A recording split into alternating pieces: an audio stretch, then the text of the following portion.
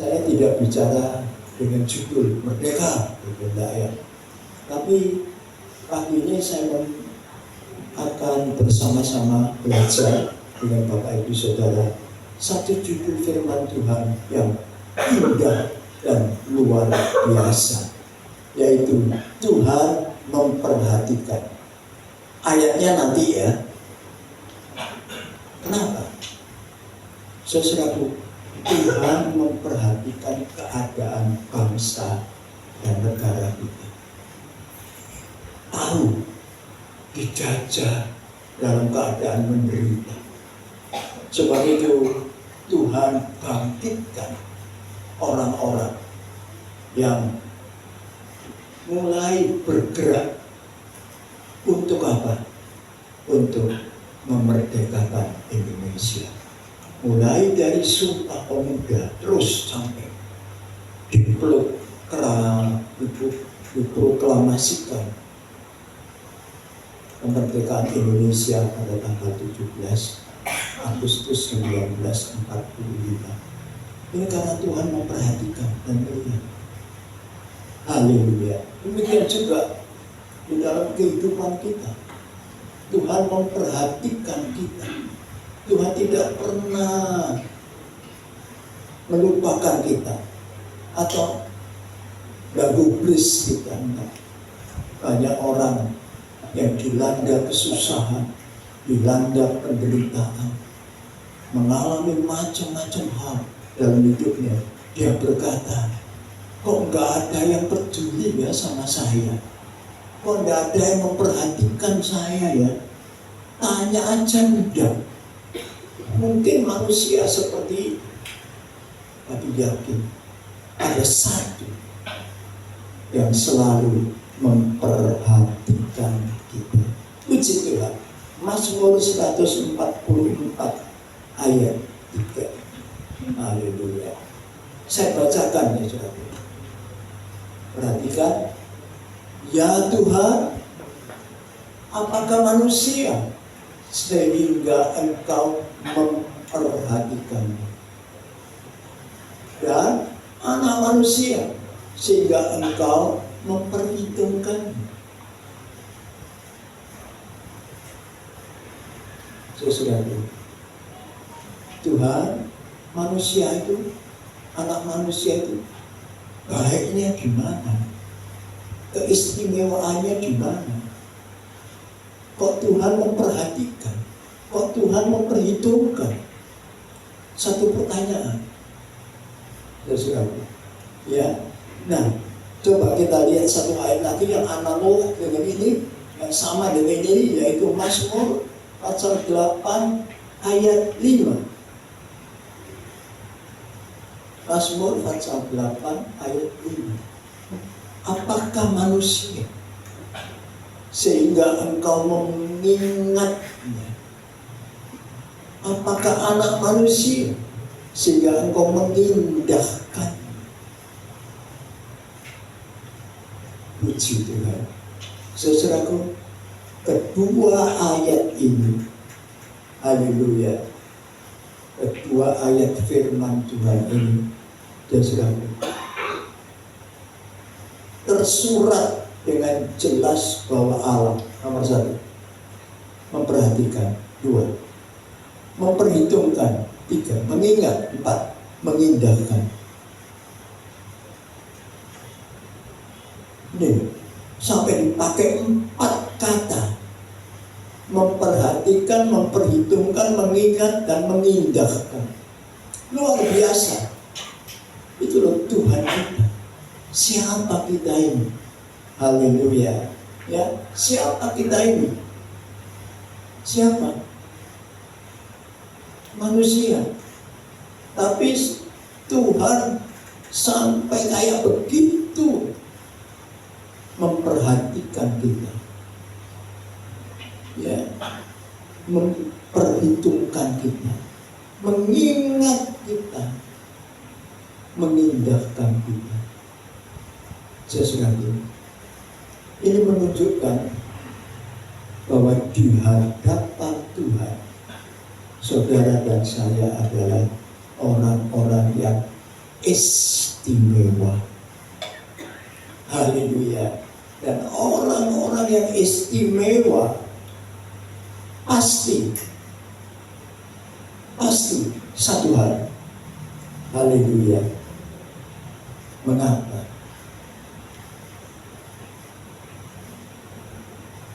Orang yang istimewa di hadapan Tuhan pasti orang yang dikasihi Tuhan. Pasti. Jadi karena kasih. Saudaraku, kita punya orang yang kita kasihi. Pasti itu adalah orang yang istimewa di dalam hidup kita. Tidak mungkin tidak istimewa. Saudaraku, kita bisa bayangkan aja. Siapa yang kita kasih? Mungkin anak, mungkin cucu, mungkin suami, mungkin istri, mungkin ayah, mungkin ibu. Mereka adalah orang-orang istimewa. Karena itu mendapat curahan kasih kita. Demikian juga Tuhan terhadap saudara dan saya. Haleluya. Saudara dan saya adalah orang-orang yang istimewa di hadapan Tuhan. Mengapa? Sebab saudara dan saya diciptakan sesuai dengan gambar dan rupa Allah. Ya, nah karena itu kita mesti sadar siapa diri kita. Haleluya. Ya, karena itu Yohanes 3 ayat 16 dengan jelas mengatakan kepada kita, haleluya, karena begitu besar kasih Allah akan dunia ini, sehingga dikaruniakan anaknya yang tunggal, supaya setiap orang yang percaya tidak binasa, melainkan beroleh hidup yang kekal. Cinta Tuhan begitu besar. Karena itu jangan ada orang yang ngomong Tuhan tidak cinta saya, Tuhan tidak cinta saya. Kosong. Tuhan sangat mengasihi kita. Haleluya. Roma 8 ayat 5. Sebab mereka yang hidup menurut daging memiliki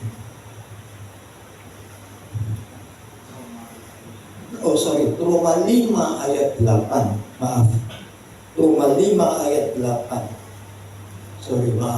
Kebalik. Ya.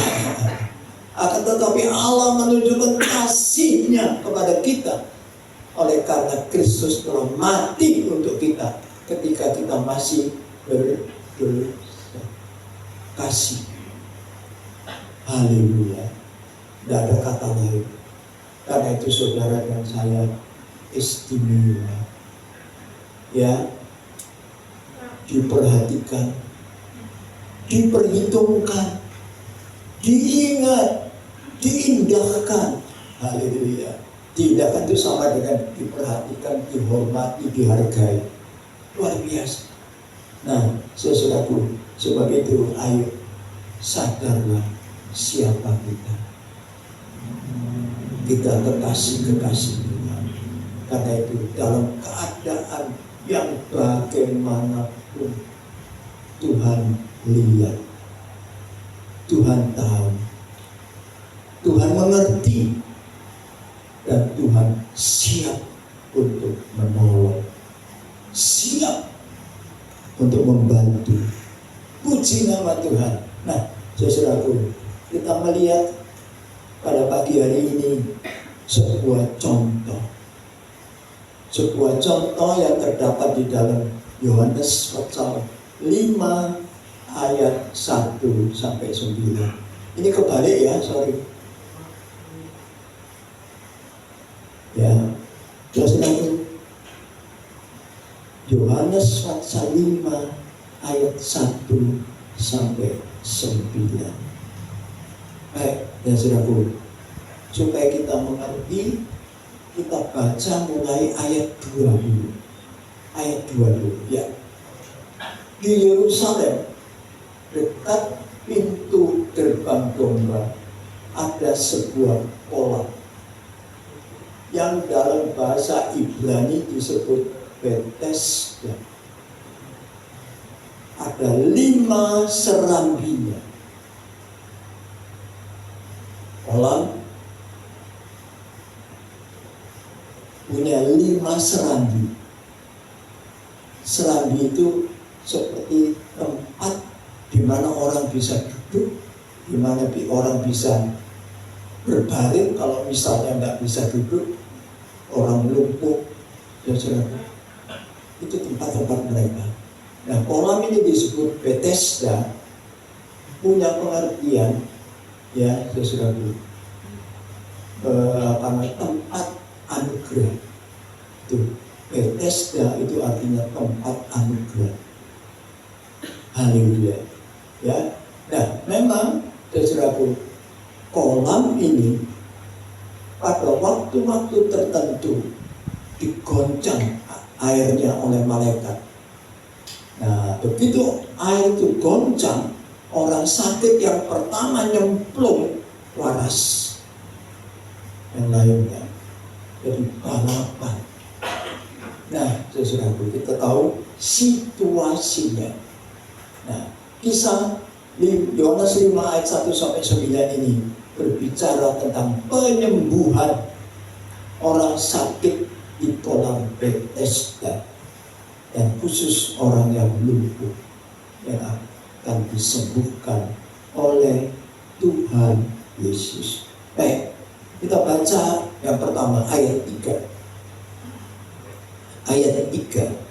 Dan di serambi-serambi itu berbaring sejumlah besar orang sakit, orang buta, orang timpang, dan orang lumpuh yang menantikan guncangan air kolam itu. Saudara lihat, firman Tuhan bilang sejumlah besar. Artinya di sekeliling kolam itu banyak orang sakit, menunjukkan banyak orang yang butuh pertolongan, perlu ditolong. Haleluya. Karena itu kita harus punya sikap peduli.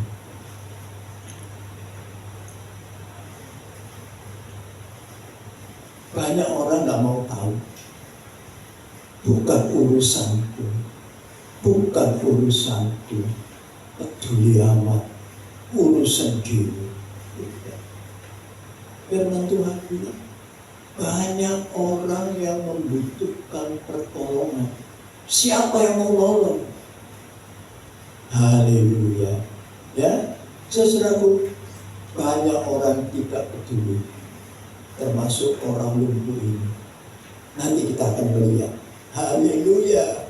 Ya, saudaraku. Nah, saudaraku, banyak yang butuh pertolongan, kita harus peduli.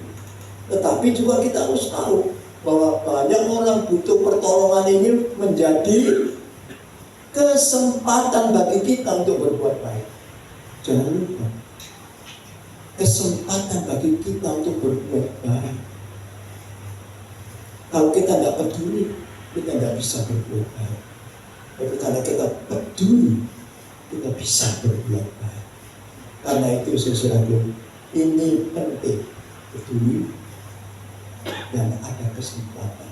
Kesempatan, jangan sampai kesempatan dibuang percuma.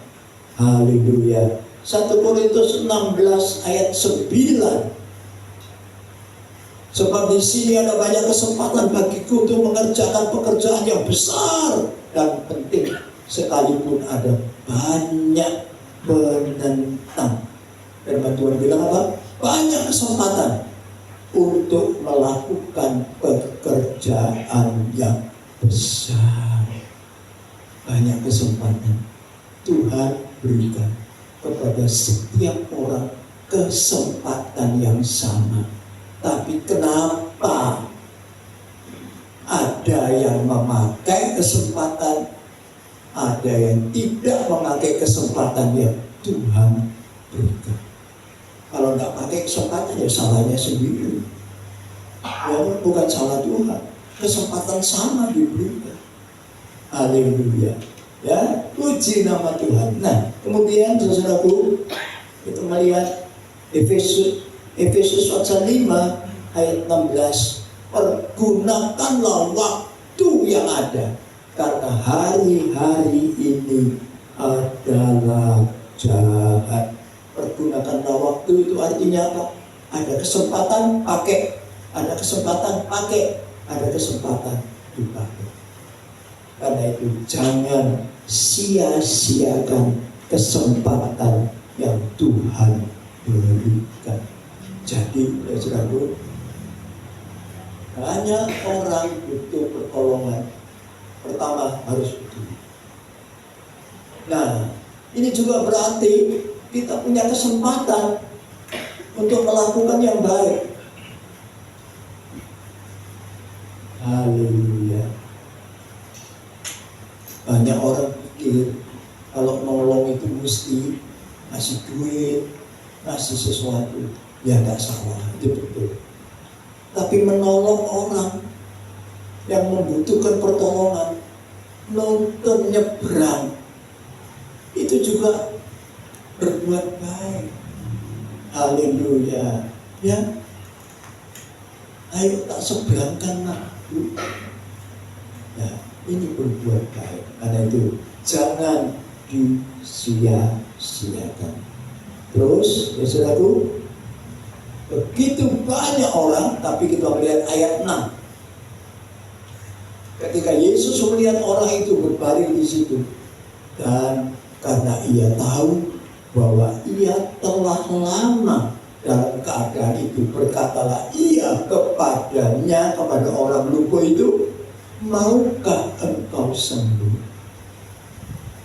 Ya saudaraku, ya, ada begitu banyak orang yang berbaring. Ya, saudaraku. Tapi apa yang terjadi? Haleluya. Apa yang terjadi? Tuhan Yesus kok yang melihat orang lumpuh ini dan sudah tahu bahwa orang ini sudah lama sakit. Berarti ada perhatian Tuhan. Tuhan khusus memperhatikan orang ini karena apa? Tuhan lihat di dalam hatinya ada iman yang kuat. Ya sudah, Tuhan lihat. Tuhan lihat. Kok ada yang lain ya? Kok orang lumpuh ini ya? Haleluya. Ya, ia melihat orang itu. Ia telah lama sakit. Ini menunjukkan, ya saudaraku, haleluya, kepedulian Tuhan. Sangat peduli. Dia melihat. Dan itu berarti apa? Waktu Tuhan bertindak sudah tiba. Demikian juga dalam hidup kita. Tuhan peduli. Tuhan melihat segala keperluan, kebutuhan kita. Tapi waktu Tuhan itu bertindak, mungkin belum, mungkin juga sudah. Karena itu kita mesti sabar menunggu waktu Tuhan. Ya, puji nama Tuhan.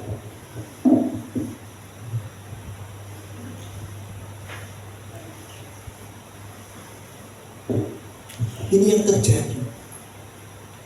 Namun yang aneh adalah begitu melihat orang lumpuh itu yang terbaring di pinggir kolam. Sekarang saya mau tanya, orang-orang ngumpul di sekitar kolam itu maunya apa? Lihat-lihat, rekreasi, piknik, enggak dong? Apa? Mau sembuh, itu jawabannya. Mau sembuh, karena itu kumpul di situ. Tapi perhatikan, aneh. Aneh enggak? Tuhan Yesus tanya sama orang lumpuh ini, maukah engkau sembuh? Aneh enggak pertanyaannya? Kalau kita baca sepintas, mungkin kita berasumsi atau menyimpulkan, masa Tuhan Yesus tidak tahu kalau orang ini memang kepingin sembuh, makanya ada di pinggir kolam. Nah, saudaraku, kita harus merenung, kenapa Tuhan tanya ini? Kenapa? Ada maksud Tuhan. Setiap apa yang Tuhan lakukan ada maksudnya. Saudaraku, ini merupakan tes, ujian untuk mengetahui isi hati orang lumpuh. Kamu serius enggak? Kamu sungguh-sungguh enggak? Haleluya, luar biasa. Ya, saudaraku, untuk mengetahui isi hatinya, yang pertama, apakah ada kerinduan atau keinginan? Apakah ada kerinduan atau keinginan? Saudaraku, apa cuma ikut-ikutan sama orang? Ya, nes iso lempung waras, nggak iso wis. Apa itu? Apakah ada kerinduan atau keinginan? Amsal 10 ayat 24. Apa yang menggentarkan orang fasik itulah yang akan menimpa dia. Tetapi perhatikan, keinginan orang benar diluluskan. Haleluya. Harus punya keinginan atau kerinduan. Puji nama Tuhan. Yang kedua, ya saudaraku, Mazmur 37 ayat 4. Dan bergembiralah karena Tuhan, maka Ia akan memberikan kepadamu apa yang diinginkan hatimu. Ada keinginan, ada kerinduan. Haleluya. Ya, saudaraku, yang kedua, mengapa Tuhan bertanya itu? Untuk mengetahui apa ada keinginan, kerinduan. Dan yang kedua, haleluya, apakah dia masih ada harapan, mempunyai harapan dalam hatinya. Punya harapannya, kerinduan. Aku mengharapkan sembuh, aku mengharapkan sembuh, aku mengharapkan sembuh. Adanya harapan itu. Sebab harapan itu merupakan jangkar saud yang teguh bagi iman dia. Ya, karena itu saudaraku lihat, haleluya. Mazmur 146 ayat 5. Berbahagialah orang yang mempunyai Allah Yakub sebagai penolong, yang harapannya pada Tuhan Allahnya. Ya, 38 ayat 16 satunya. Mazmur 38 ayat 16. Ya. Sebab kepadamu ya Tuhan aku berharap. Engkaulah yang akan menjawab ya Tuhan. Saudaraku lihat, kalau ada harapan di dalam hati, Tuhan jawab. Dan kita akan jadi orang yang berbahagia. Puji nama Tuhan. Tanpa ada kerinduan, tanpa ada keinginan, tanpa ada harapan yang kuat kepada Tuhan, takkan mungkin kita dapatkan pertolongan Tuhan. Tak mungkin. Ya, tapi karena itu Tuhan lihat, tes orang ini. Oh, ternyata lulus, bagus, hebat. Nah, itu kesimpulan Tuhan. Nah, karena itu saudaraku, ayat 7. Jawab orang sakit itu kepadanya, kepada Tuhan Yesus. Tuhan, tidak ada orang yang menurunkan aku ke dalam kolam itu apabila airnya mulai goncang. Dan sementara aku menuju ke kolam itu, orang lain sudah turun mendahului aku. Biasanya orang lumpuh kayak merangkak. Ya apa caranya? Mungkin guling-guling juga, tapi tentu kalah cepat dengan orang lain. Perhatikan, jawaban orang ini menunjukkan ada dua hal, ya, sesuatu yang dia sadari, yang dia ungkapkan. Haleluya, puji nama Tuhan. Perhatikan, tidak ada orang yang tidak ada orang yang memilih yang menolong aku merupakan pengakuan atau pernyataan. Tidak ada orang yang menolong aku. Itu merupakan pengakuan atau pernyataan. Yang pertama, dia sendiri tidak mampu. Jujur, dia sendiri tidak mampu. Aku sendiri tidak mampu, Tuhan. Aku tidak bisa terjun ke kolam itu. Tetapi tidak ada orang yang membantu aku. Semua mementingkan dirinya sendiri. Tidak ada orang yang tolong aku. Banyak terjadi. Saudaraku, banyak orang tidak percaya. Yang penting aku, yang penting aku. Karena itu dia bilang apa? Begitu aku sampai, orang lain sudah terjun. Yang kita melihat di sini, dia mengakui, Tuhan, aku sendiri orang yang tidak mampu karena aku lumpuh. Berani mengakui kekurangannya, berani mengakui kelemahannya. Orang hebat. Banyak orang tidak berani mengakui kekurangan kelemahannya, menunjukkan seolah-olah dia tahu semua. Hebat. Salah. Kejujuran di hadapan Tuhan itu nomor satu. Dan orang ini jujur. Aku tidak mampu, Tuhan.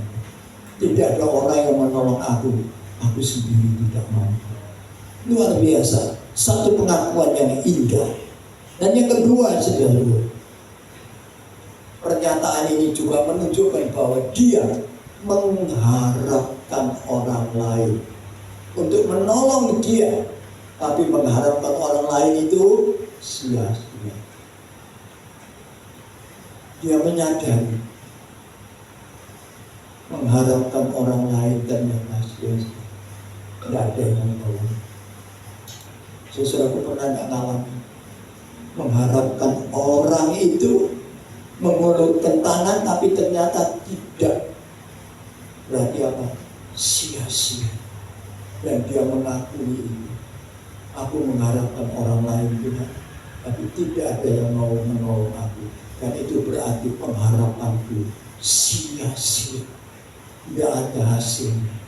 Ini satu pelajaran buat kita. Saudaraku, kita menyadari kemampuan kita sangat terbatas. Tapi ternyata tidak ada orang yang mau menolong kita. Tidak ada orang yang mau menolong kita. Mungkin juga kita tidak mau menolong orang lain. Sifat egois ada pada manusia. Karena itu nasihat firman Tuhan di dalam Yeremia 17 ayat 5. Beginilah firman Tuhan, terkutuklah orang yang mengandalkan manusia, yang mengandalkan kekuatannya sendiri, dan yang hatinya jauh dari Tuhan. Saya lihat terkutuk. Berarti apa? Tidak diberkati, tidak mendapat apa yang dia inginkan. Karena itu jangan harapkan manusia. Kita memang tidak mampu, tapi mengharapkan orang lain itu sia-sia. Sebab itu jangan harapkan orang. Pengakuan ini sesuatu, haleluya, merupakan satu hal yang menimbulkan belas kasihan Tuhan Yesus bagi orang ini. Kejujuran menyentuh hati Tuhan sehingga dia ulurkan tangan untuk menolong. Sebab itu di hadapan Tuhan, ayo jujur. Kalau tidak mampu bilang tidak mampu, kalau tidak bisa bilang tidak bisa. Di hadapan Tuhan jangan bohong. Manusia bisa kita bohong, tapi Tuhan tidak pernah bisa ditipu oleh apapun. Meskipun kita bungkus dengan bagus, tapi isinya Tuhan lihat. Karena itu hati-hati, jadilah seperti orang ini. Haleluya, orang lumpuh. Dan apa yang terjadi? Saudaraku, kita melihat di sini, haleluya, Tuhan Yesus bertindak. Ayat 8 dan 9. Ayat 8 dan 9. Kata Tuhan Yesus kepadanya, "Bang, angkat tilam dan berjalan." Dan pada saat itu juga sembuhlah orang itu. Lalu ia mengangkat tilamnya dan berjalan. Tetapi hari itu hari Sabat. 9. Terus ayat 9. Satu lagi. Tidak ada. Oh, sorry.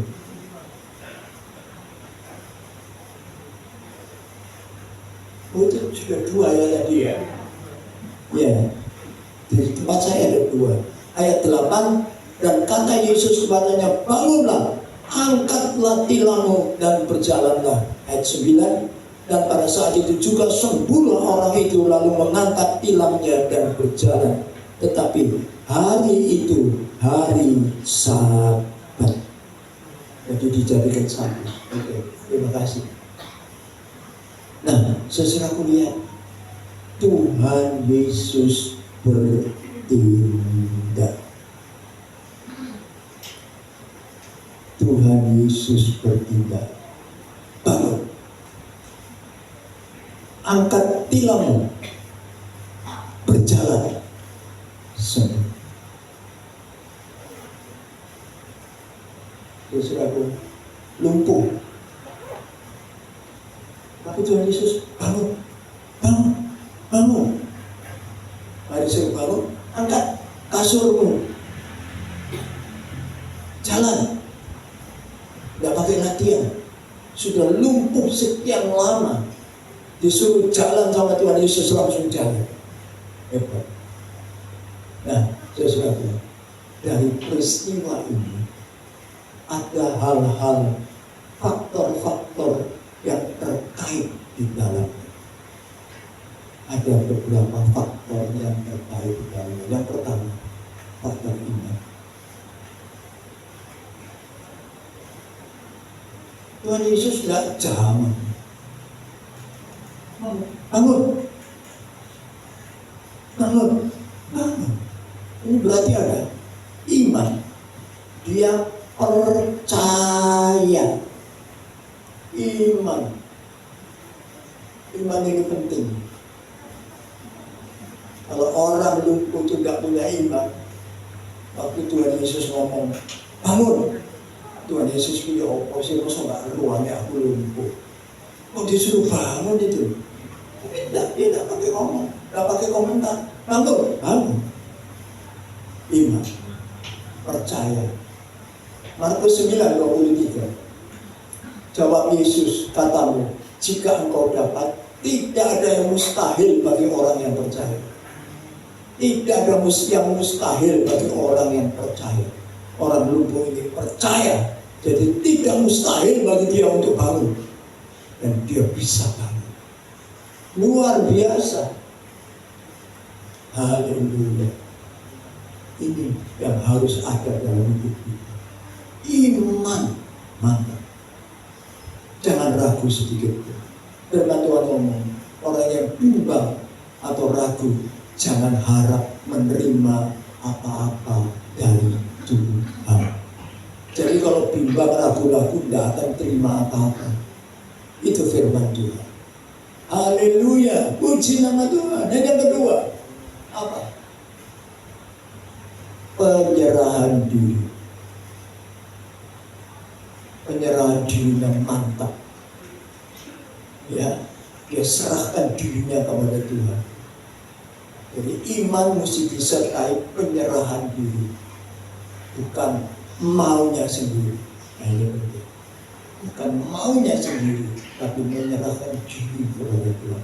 Dan orang ini menyerahkan dirinya kepada Tuhan.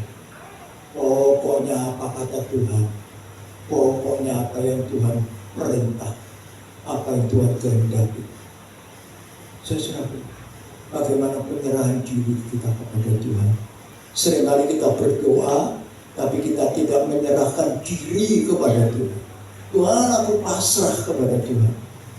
Apapun yang terjadi, berikan kepadaku yang terbaik menurut Engkau. Luar biasa. Nah, itulah Tuhan kita. Ya, sebab itu saudaraku, Mazmur 37 ayat 5 mengatakan, serahkanlah hidupmu kepada Tuhan. Serahkanlah hidupmu kepada Tuhan.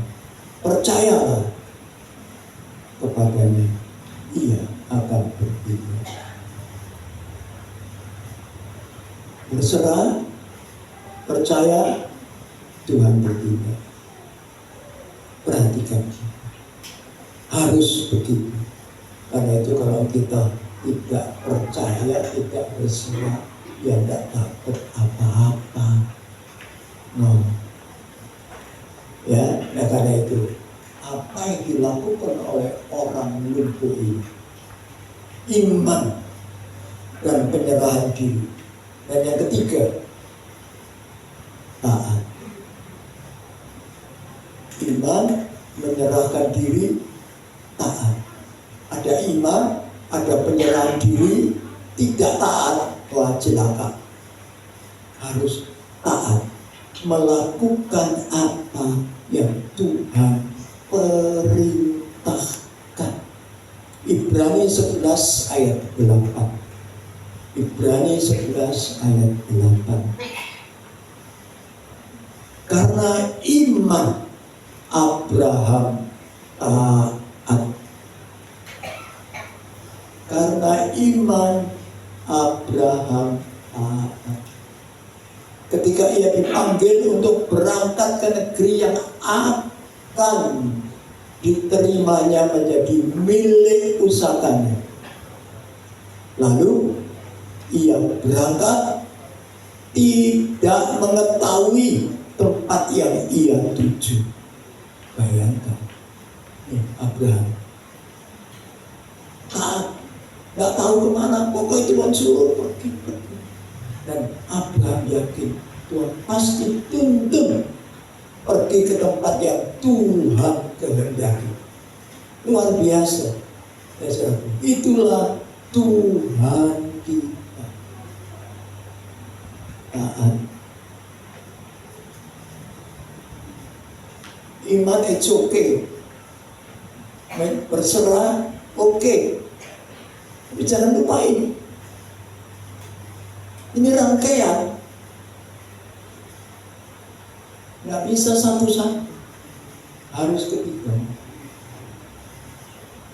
Dan kalau ketiganya ini ada, maka kita melihat apa hasilnya.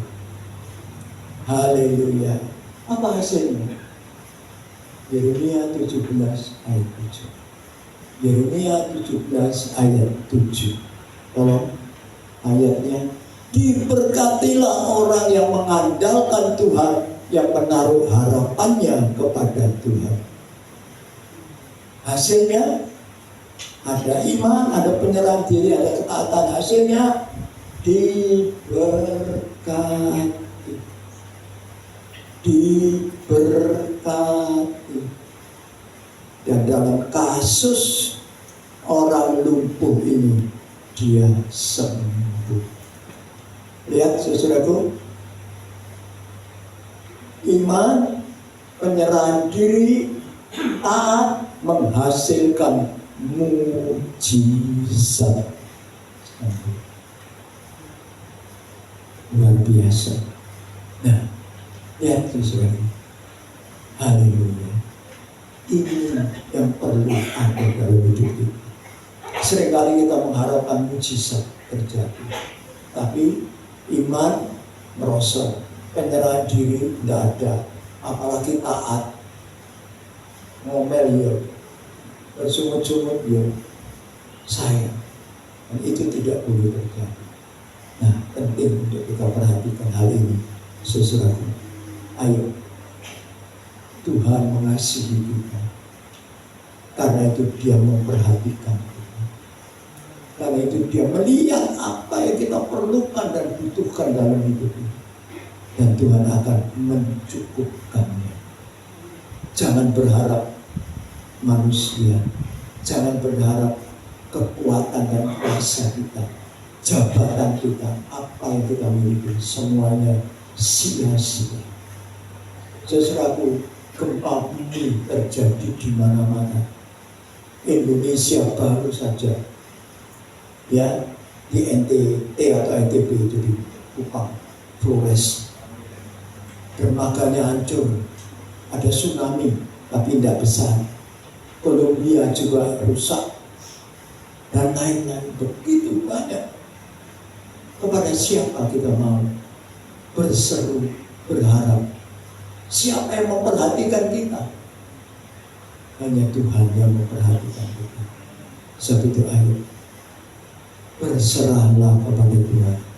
Serahkan hidupmu kepada Tuhan. Percaya kepadanya. Dan firman Tuhan mengatakan, Dia akan bertindak. Haleluya. Puji nama Tuhan. Amin. Mari kita sama-sama siapkan hati kita.